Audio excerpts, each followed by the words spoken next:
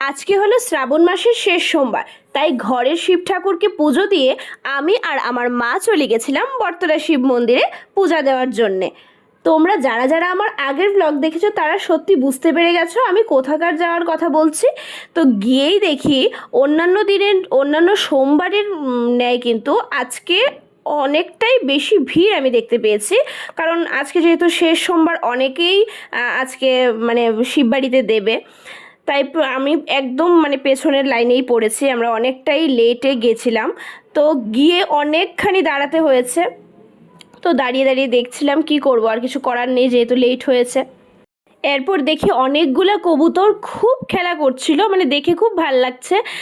মানে চতুর্দিক থেকে এত কবুতর কোথাও, আমি আগের দিনও কিন্তু এসেছিলাম কিন্তু এত কবুতর আমি দেখিনি।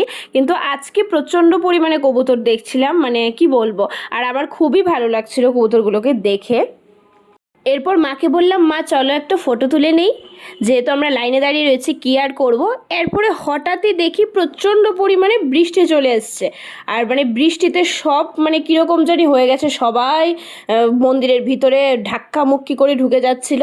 কিন্তু আমরা বাইরেই দাঁড়িয়েছিলাম, আমি আমার মা দাঁড়িয়ে বৃষ্টি ভিজছিলাম, কী করব। এরপর অনেক অপেক্ষা করার পর আমাদের লাইন এলো, এরপর আমরা জল দিলাম শিব ঠাকুরের মাথায়। তো এই ক্লিপটা আমি নিতে পারিনি কারণ প্রচণ্ড ভিড় ছিল। তো শিব ঠাকুরের মাথায় জল দিয়ে এরপর আমরা বাইরে চলে গেছিলাম।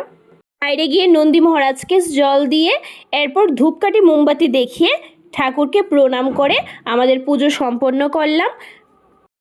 এরকম আরও ছোট্ট ছোট্ট ভ্লগ দেখতে আমাকে ফলো করতে কিন্তু ভুলবে না।